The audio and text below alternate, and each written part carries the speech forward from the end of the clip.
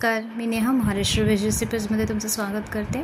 आज आपण उन्हाळी वाळवणमधलं एक पदार्थ करणार आहोत, जे की आपण दह्यातली मिरची ज्याला म्हणतो किंवा काही जण सांडगी मिरची असं म्हणतात। तर आता ही मिरची करण्यासाठी मी पाव किलो दही वापरलेलं आहे। हे दही मी घरीच लावलं होतं काल। तर अशा प्रकारे हे सर्व दही मी घेऊन ते चांगलं एकजीव करून आपल्याला घ्यायचं आहे, म्हणजे जेणेकरून कुठे गुठळ्या पडणार नाही। तर चांगलं आपण ते चमच्याच्या साहाय्याने हे चांगलं एकजीव करून घेणार आहोत। तर आता ह्याच्यामध्ये दही चांगलं फेटून झाल्यानंतर आपल्याला या मिरच्या टाकायच्या आहेत। तर यासाठी मी दह्यातली मिरची करण्यासाठी ही मोठ्या साईजमधली मिरची वापरलेली आहे। तुम्ही बारक्या साईजमधली म्हणजे ज्या बुटक्या साईजमध्ये मिरच्या अवेलेबल होतात बाजारात त्या पण वापरू शकता। तर ही मिरची चांगली स्वच्छ धुवून चांगली कॉटनच्या कपड्याने पुसून मी 10 मिनिटं उन्हाखाली ठेवली होती।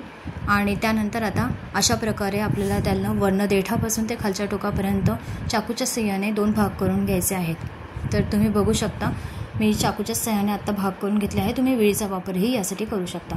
तर ही मिरची मोठ्या साईजमध्ये असल्यामुळे मी याला मध्ये ब्रेक करून घेणार आहे, मध्ये 2 तुकडे करून घेणार आहे, एका मिरचीचे 2 तुकडे। तर अशा प्रकारे माझ्या आता सगळ्या मिरच्या कापून तयार आहेत। तर त्यानंतर आता आपण जे दही फेटलेलं होतं त्याच्यामध्ये आपण मसाले वापरणार आहोत। तर 2 चमचे धने पावडर, 1.5 चमचा जिरं पावडर टाकलेले आहे। जिरं भाजताना मी त्याच्यामध्ये थोडेसे मेथीचे दाणे घेतले होते आणि मग ते मिक्सरला पावडर केली आहे। तर अशा प्रकारे मी मेथीचे दाण्याची पावडरसुद्धा याच्यात थोडी टाकलेली आहे।